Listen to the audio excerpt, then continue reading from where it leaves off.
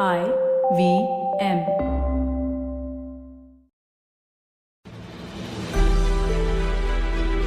Hello folks, welcome to The Last Brand Standing presented by Bank of Baroda. It's a podcast where we discuss some of the most iconic brand rivalries from the Indian marketplace. In this episode, eyes upward folks, we are looking towards the aviation industry, the big airline battle of Jet Airways versus IndiGo. Ambi, tell us what our listeners can expect. This is a great battle. It's a great battle. And I think we'll all learn a lot by just studying how a brand which we really loved went down. So, Anupam, all yours. Yeah, we really loved Jet. I remember as a kid when I shifted from Indian Airlines to Jet, what an experience that was. And aviation is such a fascinating industry, tough industry. It reminds me of Richard Branson, founder of Virgin. Very famous quote, I'm sure you've heard it. If you want to be a millionaire, start with $1 billion and launch a new airline. And soon you'll be a millionaire. Or the general view from investors that airline is one industry that does not make money. All airlines taken together. That's a tough place to be in. Indian aviation, again, awesome story of how the sector had opened up to private competition and totally changed our lives. Okay, so before 1991, we had only two major large options, Indian Airlines for domestic flights and Air India for foreign airlines, for international flights. And tickets were quite expensive. Service wasn't that great. Flights weren't even that common back in the 80s or in the 90s. I remember seeing some movies where someone was going for a flight for the very first time would be garlanded by his friends. It was a big deal. Taking a flight was a big deal, a special experience. And tickets used to be those sort of, you remember those books, they had those flaps and those pages and all that. That's nostalgia for you. And then the doors to the private sector were opened and we got our first set of shiny private airlines. These are really old names. I don't know if you guys will remember, especially the 90s kids. Okay, here goes. East West, NEPC, Sahara, Modi Luft, and of course, our first player for this episode, Jet Airways. Because out of all those players, Jet just simply shot ahead. Impressively enough, Jet carried over 500,000 passengers to 12 destinations in their first year itself. It's a huge number for that era. And they carried on with their success. And their success was largely driven by the success of the founder of Jet, Naresh Goyal, who had a really interesting background in aviation. He started off as a cashier at his uncle's travel agency and worked across many airlines before starting his own travel agency in the 70s. And from there, he went on strengthening his experience in civil aviation before finally starting Jet Airways, which began its operations in 1993. Now, from 1993 to 2006, that's almost 13 years, Jet Airways literally took off. By the end of 2006, Jet dominated the Indian aviation market with a share of 32%. Now, Ambi is going to take over from here and he's going to walk us through this entire success story. Ambi, just walk us through this because, for a lot of us of that era, and I'm sure you also remember this, taking a flight with an Indian Airlines and then taking a flight with Jet, a huge change in experience. And like you said, Jet was a really loved brand. So talk us through this entire journey of Jet from starting all the way to the entry of low-cost carriers. Over to you. So, let me take our listeners back to 80. And I still remember this flight I took with my boss from Mumbai to Ahmedabad. I think we're flying back from Ahmedabad to Mumbai. And it was a short flight. Ahmedabad to Mumbai flights are short. It's about a 40-minute flight. So we were sitting, my boss was sitting across the aisle and sitting next to him in the middle seat was a guy. As soon as the flight took off, he rang the bell. And the steward, the air hostess came and said, sir, you rang the bell? He said, haan, khana chahiye. So the air hostess said, sorry, sir, it's a short flight, khana nahi milega. Okay. So within 5 minutes, he rang the bell again. Ting, ting. She came back. He said, mujhe peene ke liye coffee chahiye. So she said, sorry, sir, on this flight, we don't serve coffee. So both me and my boss, we were sitting on both sides of the aisle seat. We were laughing, saying, what next? He went on like this, from khana to kuch khane ke liye kuch milega kya, kuch chai milega kya, and then finally asked for water. He asked for a glass of water and Anupam, what was the answer? Nothing, nahi milega, short flight. Sorry, sir, nahi milega. And now you're landing, please wear your belt. And mind you, I mean, I'm saying this with a lot of laughter, but in reality was that we as Indians, we're flying by air, but we're getting really bad quality service. And despite I'm paying not very sure. high prices, because flights were expensive that time. I mean, flying was not as common as, say, taking a train or, as it is now. Absolutely, it was expensive, and this is a 40-minute flight. It was not a very short flight, and they said no, we will not even give you a glass of water. This was India. I'm not talking. I'm talking 81, 82. That was the period, and like you said, 92. Ushered in a whole bunch of new airlines. Modi Luft and Daman and East West, and in that wake came Jet Airways. All the others literally shut down within a few years. What I thought Jet Airways did right was from day one, they hired, I think Lintas was the advertising agency, and they got a very nice, beautiful yellow and blue, signages for their aircrafts. The logo, the brand name, everything I think was done by Lintas, and I think that time the CEO of Lintas, Prem Mehta himself, was involved in the brand. I knew people who had worked on the brand, and there was a great client agency partnership. So it came like a breath of fresh air, and all of us really loved it. And interestingly, there is another, you quoted several statements about the airline. There's another interesting comment about an airline, is that all you need to start an airline is a brand name and a frequent flyer program, because everything else you can take on wet lease or dry lease or whatever. So Jet got it right. I mean, they created the frequent flyer program. All of us were members. I don't know, Anupam, I was a platinum or whatever member, and I actually never used to redeem those numbers. I mean, it was nice that I got some privileges, you got some preferred seats, etc. And I remember in 1998, we had an international visitor. I think it was Stuart Pearson, and I had to take him to Delhi and Calcutta and Bangalore for some presentations and some seminars we're organizing. And though domestically we always travel economy, but since we had an international visitor, we were flying business. And so we sat down, we strapped ourselves, and the business class service started, Mumbai to Delhi. And Stuart has traveled all over the world, and he was blown. He said, wow, this is domestic aircraft. This is domestic, this is domestic. I said, yeah, this is domestic. How old is the airline? And he said, it's a very insipid brand name, right? Jet Airways, very insipid brand name. And how old is the airline? I said, the airline is about 4 or 5 years old.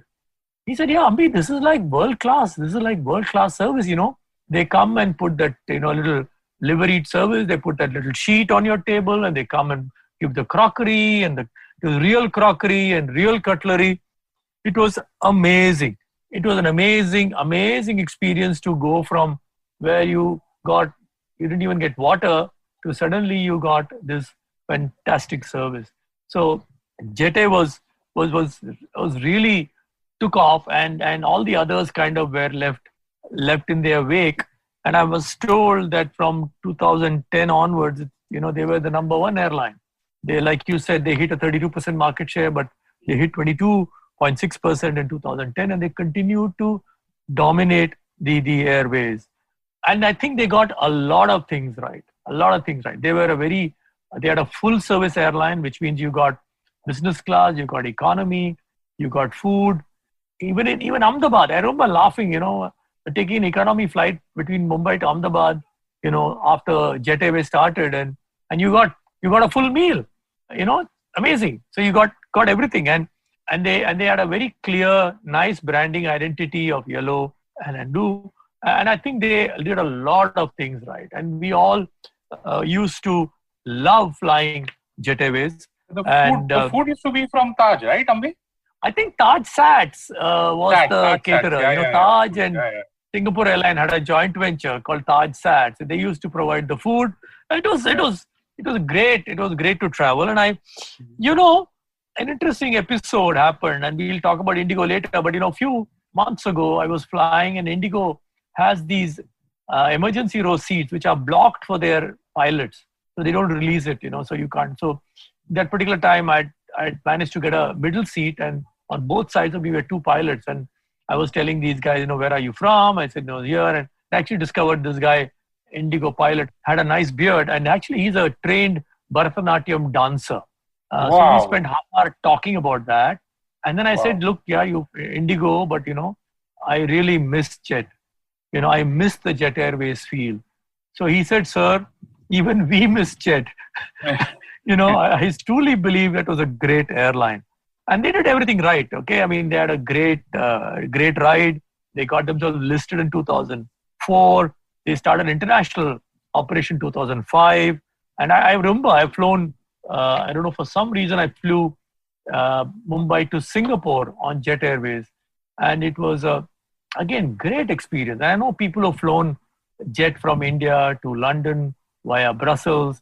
They've all had, extremely, very, very, very good experience flying jet. And they were operating to some 60 destinations and 20 different destinations abroad. So I think they got a lot of things right. From day one, they said they will be a full service airline. They will have business class. They'll have economy. They will look after their customers very well. Their crew was extremely well trained, very polite. And very often they even knew your name when you walked in. And they did a lot of things right. Okay, they did a lot of things right.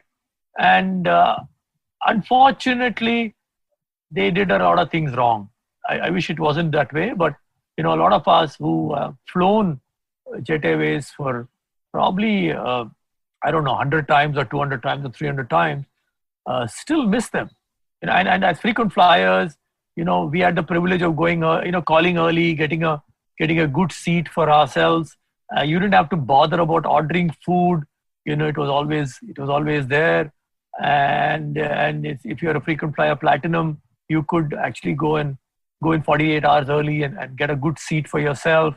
The crew was always very well turned out. I mean, it was a welcome relief, right? I'm not being sexist here, but they had very smart young boys and girls working with them compared to the. I remember, I mean, for something that's like what, and let's say that an average flight Bombay Delhi, Bombay Bangalore, Bombay Calcutta, Bombay Chennai is usually about anywhere from 1.5 to 3 hours, right? Even if you take 1.5 hours or 2 hours, the fact of the matter is that you were so well taken care of that people who used to fly regularly, at least maybe people like you, that kind of experience, I don't think any airline managed to do it. If I remember correctly, Kingfisher entered in 2005. They also caused a bit of a furor because people were like, now they had a pretty good option as compared to Jet. But even Kingfisher couldn't really take on Jet, and Kingfisher in fact folded up by 2012. So Jet really had something going for them. I think they had, I think somewhere while they were customer focused, they used to look after you very well. They had a very good, clean aircraft, very well-trained crew, decent food. I have this little adage about airline food, which I will tell now. Food at home is better than the food you have in a restaurant. Food in a restaurant is better than the food you'll have in the airport. And food you have in the airport is better than the food you have in an aircraft. Okay? But the truth is, Jet Airways food is not too bad, right? And so they had decent food. They had a frequent flyer program. You could buy tickets for people whom you want if you plan well enough. Of course, they had some problems, right? They had problems, and we were forgiving them for that. There was an old story that the Bangalore to Mumbai flight, 7:30 p.m. flight will always leave on time. The 8:30 p.m. flight will always go half an hour to 1 hour late. Everyone knew that, but still we were there. We were taking the 8:30 flight, and we knew it will be half an hour late. So, in spite of all this, the customers loved them. I mean, it's a case where, given a choice, the customers would have said, yeah, keep flying, guys. We'll pay you a little bit. At least I would have said, I'll pay you a little bit more. Keep flying. But I think they had many issues. They had many issues in the way they ran the company. I'm not a corporate strategy expert, but I think they had leadership churn, and probably we'll talk about some of these things, in the third part of this episode. But I think it was a very successful airline, including international guests used to think very highly of the quality of service and what they did. Sure. We all were sorry to see it go. And back to you, Anupam. Yeah, folks, this was the 2000s, okay? We're talking about 93 to 2006, probably till about 2010. I look upon this as an era of flight fares being stable or actually kind of trending a little bit lower, because oil prices were actually quite, they were doing fine till the 2007, 2008 boom happened and fuel prices shot up. So This was an era where one set of Indians flew for the first time, and that became a fairly large base. This probably you can call it as the phase one of Indian private civil aviation. Because coming up next on the other side of this break is phase two, low-cost airlines, and how IndiGo took on Jet and just totally broke open the low-cost carrier space in India. So don't go anywhere. We'll be right back.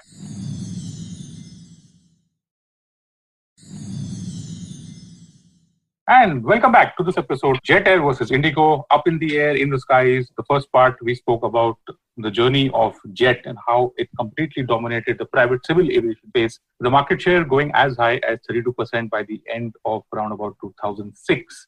And of course, then came IndiGo. So IndiGo Airlines, or Interglobe Aviation as a corporate name goes, the story of IndiGo is the story of Rahul, Bhatia and Rakesh, Gangwal, friends who first met in the US as far back as 1985. Okay, now both of them founded Interglobe Aviation in 2006. And imagine that. Okay, now just look at it from their perspective. They're starting an airline in 2006.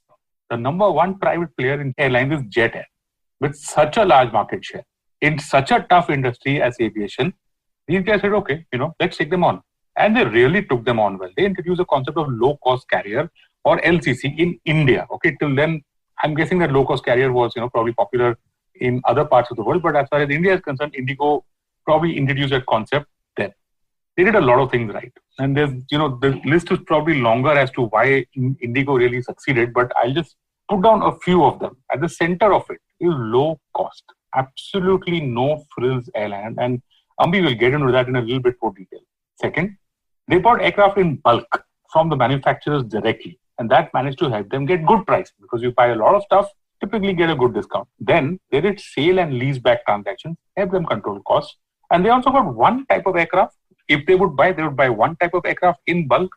That helped them standardize everything, reduce costs on training, because obviously if you're training your staff on one type of aircraft, the training might differ on another type of aircraft.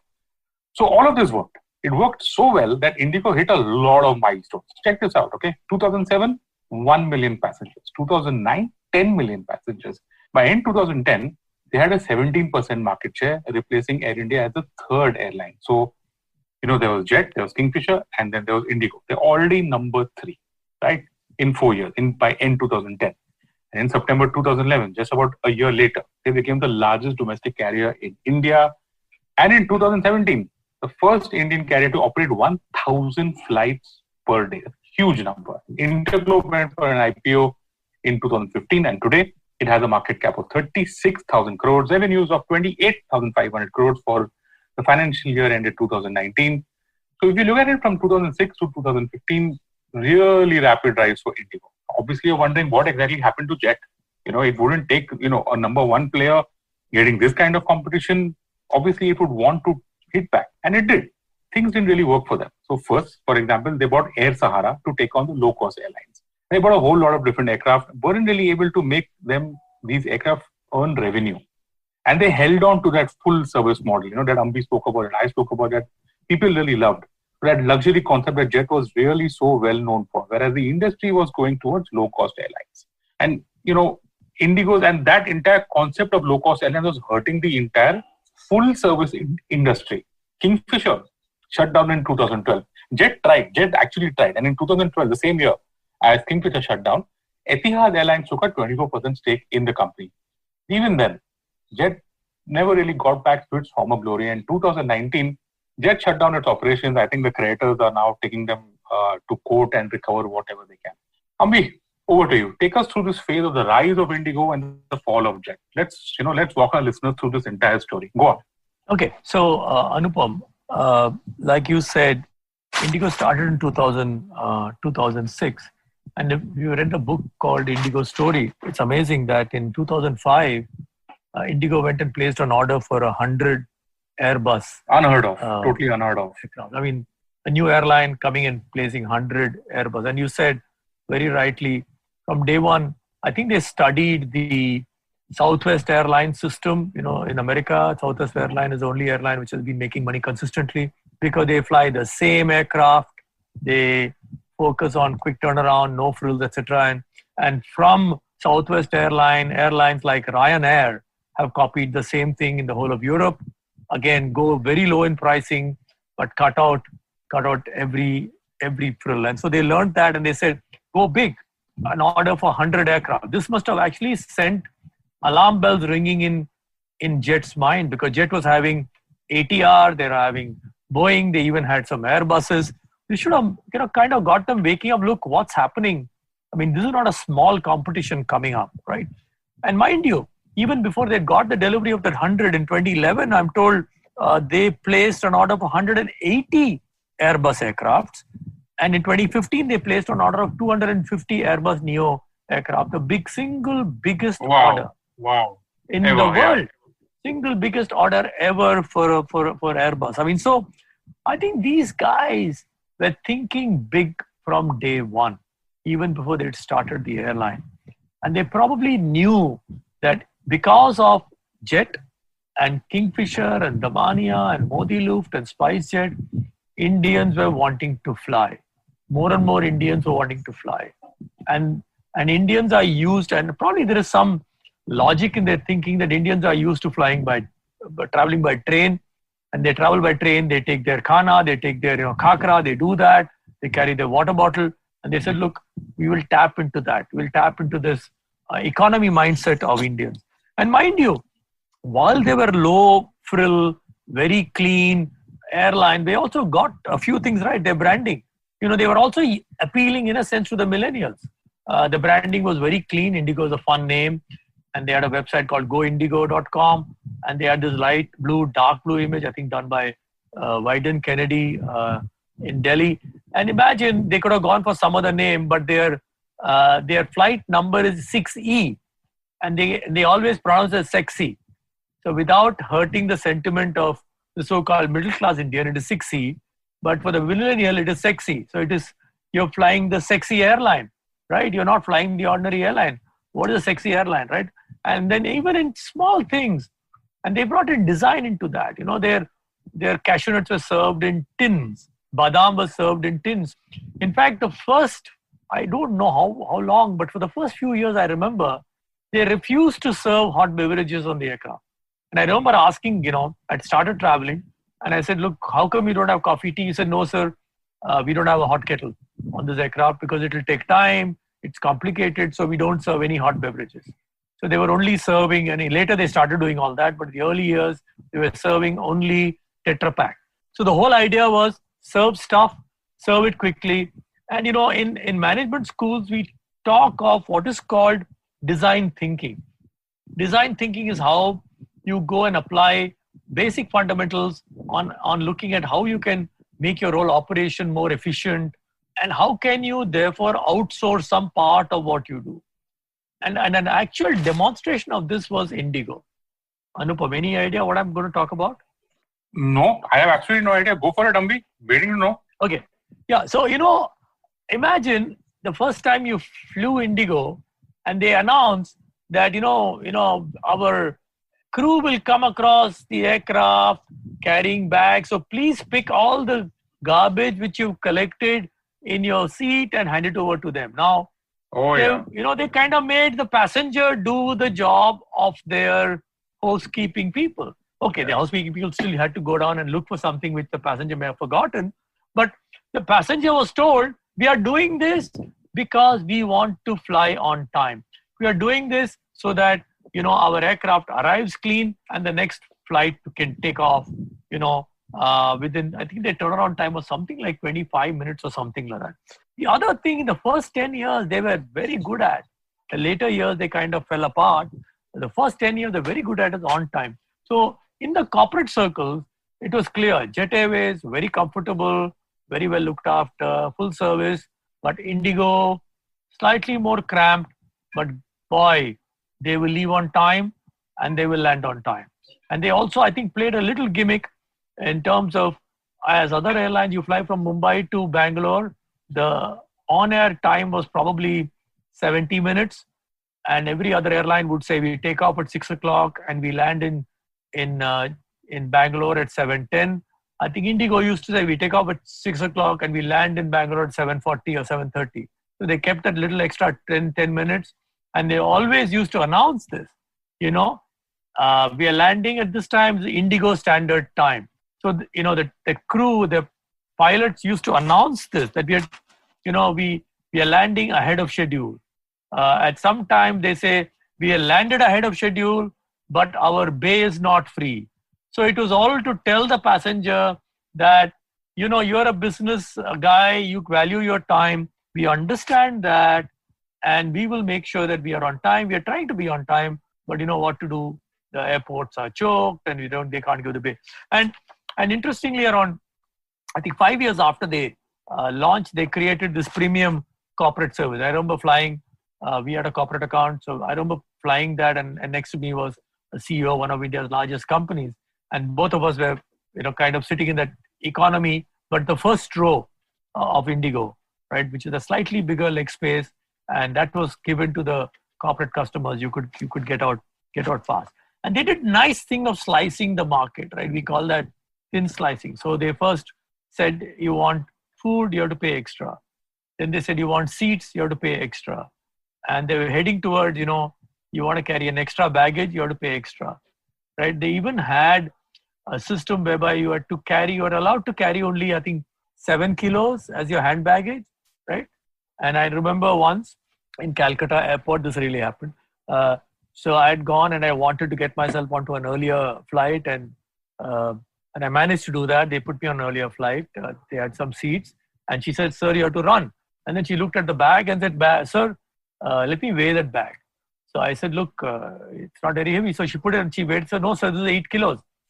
You can't carry it." I said, "Listen, ma'am, I came here. I almost went through security. I came here just to check this. So don't stop me now. Let me go past security. If he stops me saying there is extra weight, I'll come back. Otherwise, let me go." She said, "Okay, I'll watch you."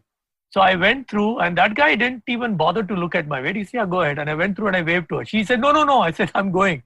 And I went. But, they were trained, their crew was maybe not as warm as the Jet Airways crew, but they were trained to say, "Look, we have to leave on time.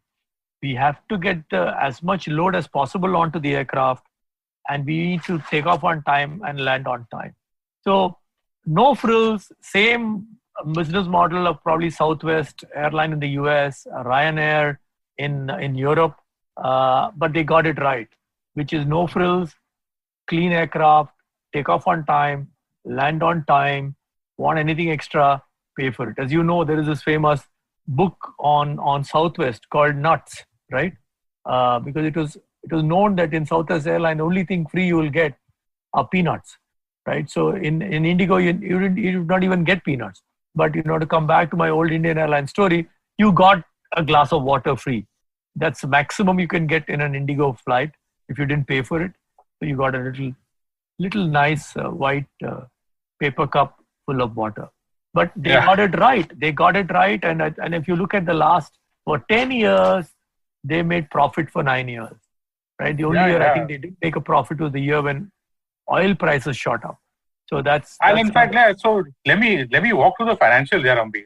March 2008, their revenues were 1100 crores. They made a loss of 235 crores. From 1100 crores, they went up 10 times in revenue in 6 years. So March 2014, the year end was 11,000 crores.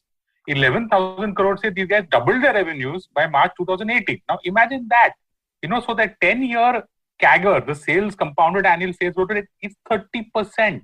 And as far as profits are concerned, they made profits consistently from 2010 all the way to 2019. And just last year, 2020, they had a loss, I guess, because of the fourth quarter or whatever. So imagine that, an airline that is seriously profitable, growing at the rate that it is growing. It even paid dividends. I mean, my God, ever heard of dividends from airlines? And then you have Jet. Okay, same period. Now, Jet 2008 revenues were 8,771 crores. So imagine how small IndiGo was as compared to Jet. And Jet went from 8,000 crores. They also doubled their revenues to around about 17,000 crores by March 2013. And the top line went on growing, but they just bled. They did losses of, 3,700 crores, almost 3,668 crores in 2014. And they just couldn't get their game right. So, anything else, Ambi? Anupam, interestingly, if you compare 10 years, and I did a little analysis from 2008 to 2018, I looked at the numbers of Jet, IndiGo, and SpiceJet. In the 10 years, I think Jet made a loss in 8 of the 10 years, 8 or 9, none of the 10 years. SpiceJet actually made a loss in something like 7 of those years. Wow. And even SpiceJet was also making a loss. But Yeah. IndiGo made profit almost every year. So they were, I don't know, they were doing something so very well, right? And so very right. And admirable success story. Actually take an international example, kind of tweak it towards the Indian thing and try and appeal. And I think they did the nice thing in appealing to the typical Indian customer who will bring his chapati onto the aircraft and eat it. They were called a sexy airline. It is 6C, right? Yeah. It was a sexy airline. And passenger traffic just boomed. If Jet got the first slot, IndiGo got the second. This entire boom in aviation that's happened. I remember there was a time not so long ago that people would compare an air flight, Bombay-Delhi air flight, to a Rajdhani. To my, for someone, I mean, we've seen how airlines were considered a very expensive, very rich man's thing. But if you're down to that level, it just shows how the industry has benefited so much. First from Jet and from IndiGo, right? Because the fares, everything is about fares, even today. And that fare has enabled every Indian, or almost every, or other, the growth in passenger traffic has been significant to actually fly. I mean, flying in an airline to go from X to Y is now thinkable. So that's a big story. I think the Prime Minister also launched the Udan facility about, flights from smaller towns. So air connectivity is really important, even from the economy's perspective. So, yeah, I mean, great. Absolutely. Look at it this way. IndiGo was flying to what? 57 destinations across India, 37 destinations in India, 20 abroad. Mm-hmm. And during the height, I think Jet was flying to 63 destinations. Each of these 50, 60 cities get their own boost, right? I mean, the airline is only an engine. People fly, transact businesses, they pick up product samples, they take it away. Holidayers come, they stay in hotels, they hire taxis. Such a great, it's like something which kind of has a lot of trickle down effect into many, many sectors. Yeah. It's unfortunate that, one of those key players have had to shut down. Yeah, sad. And on that note, folks, taking a break on the second part of this episode. When we come back on the third part, we are going to talk about lessons. What can all of us learn from this epic battle between Jet and IndiGo? Unfortunately, one player has gone down. Let's see, maybe they come back. And one player is standing tall. Don't go anywhere. We'll be right back on this episode.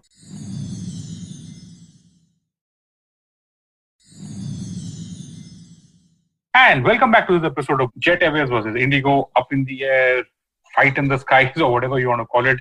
We've covered the battle between both the players. Now, in the last and final part of this episode, what are the lessons? See, now Jet managed to ramp up rapidly in the face of, you could call it a dormant competition, because at that point of time, we only had Air India and Indian Airlines, and Jet managed to give a service that was really unforgettable, and they got a lot of market share by then.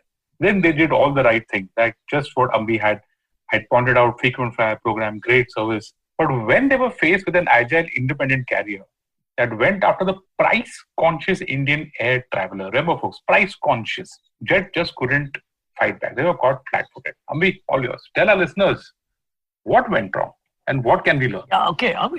This is something which probably people will be discussing in business schools, and cases should be written about it. What happened, how come Jet went from 30% or 22% market share to zero in just 7, 8, 9 years. So my feeling is that when facing Indian Airlines and Air India, Jet came through as a great success, right? Because Indian Airlines and Air India were so slow to adapt. And I'm told a lot of the reasons why they were slow to adapt, not because they are bad people. They are very, very highly trained, very highly qualified, excellent professionals. But due to various interventions from the powers that be, Jitendra Bhargava has written a book on what kind of interference they used to have. And they actually gave away. Air India and Indian Airlines gave away a lot of slots and Jet grabbed it. But, Jet actually did a lot of things right. I mean, they had a very good airline. They had very good training systems. They had very good people working for them. But they did a lot of things wrong. I think somewhere the owners, megalomania, if you call it, got into the act. They wanted to be everything to every people. And so when they got attacked by IndiGo, they went and acquired, what was it? They acquired one of the airlines, and they rebranded it as Jet Light. And they tried fighting both the full service and the discount airline, and they failed miserably. That whole thing, right, between, because I think they acquired SRR, tried to make it a low cost, and there was Jet Connect, Jet Light, Jet Airways. So that entire branding confusion, I think that's what you're talking about. Yeah, exactly. They do complete mess. You go into an aircraft, it feels like a different aircraft. Then you realize it's actually a Jet Air, Air Sahara aircraft which has been repurposed. Suddenly we frequent flyers started feeling a little uncomfortable about Jet, and the kind of things they were doing was wrong. I think the point was, do you understand your customer, what he or she is looking for, and how sticky are you with your brand, right? Now, I think they took too long to understand the impact of a no-frills economy airline and how it is going to affect your business. So they were trying to do full service, and they were also trying to play the discount game. Now you can't play both those games. And there are enough examples in America which says that, look, either you play one game or you play the other. The other thing is, how agile are you? So should they have abandoned the entire full service game and gone after a no frills positioning? Or should they have tested something saying, look, we'll stick to only full service, but we'll try and test out, should we take a higher price because we're going to offer food, we're going to offer all this. So should we actually go for maybe not a full price, but a higher price game, and they had actually built a very good international operation. They're flying to a lot of destinations, and they had a lot of good passengers, good word of mouth, and they had a great lead. Could they have, leveraged that? Could they have taken that? And I think finally it comes to leadership. Finally, when the rubber meets the road, I think Rahul Bhatia scored over Naresh Goyal. Okay. I think Rahul Bhatia also had very trustworthy CEOs who, I think Aditya Ghosh was there for a long period. Whereas you look at the top level CEO churn, which has happened in Jet. I think Naresh Goyal did a smart thing. He got an international, he's always had, I think, an international CEO, but they kept changing. My feeling is the CEOs kept changing. And I remember once we were invited to pitch for that business, and we went and pitched, and we got a very funny feeling. And in the advertising circles, the joke was the Jet Airways pitch will go on for a year. Now, if you call for an agency pitch and the agency pitch goes on for a year, this company doesn't understand the importance of marketing communication. And unfortunately, finally, when the agency which got selected because of someone mentioned the name in the board or whatever, and completely someone randomly got selected. So I think all these combined to bring about, I'm not taking away from what IndiGo did. They had their vision, they knew what to do, they thought big, and they played a game, and they played the same game again and again and again and again, and they kept perfecting the game. Jet started playing football, and they suddenly realized the ball is different, and they started playing basketball, and then they said, no, we should play golf, and they got confused. It's unfortunate. And it's unfortunate that, like I said, even Spice was not such a profitable airline, right? Jet was probably worse than Spice, but unfortunate that they couldn't find a buyer. I wish they had found a buyer early enough when they came. Maybe 2 years ago, they could have found a buyer. I think somewhere, someone's ego came in the way, because of which the deal could not happen. And imagine, so many thousand people were rendered without jobs. And these are world-class professionals. So my heart goes out to them. So many people were rendered jobless. So many, right down the line, from pilots to crew to ground staff, they were all rendered jobless. And we as customers, Anupam, we had a choice earlier, a very good choice between Jet and IndiGo. And now we have SpiceJet, we have Go Air, and we have IndiGo, but we're moving towards a monopolistic situation of IndiGo versus everyone else. which is not a good. It's not a good thing to be. And so it's not like and it's not like Jet didn't. Jet was onto something. Come on, Vistara is trying the same thing. They're trying to say, okay, we're going to give you a customer experience that you're actually going to enjoy. And the few times that I've flown Vistara, I've always remembered it. They've created this premium economy thing. They offer Starbucks coffee, and the crew, the hostesses, they're all pretty good. It's kind of refreshing, whereas IndiGo does one thing and does it really well, which is get you from point A to point B. That's it.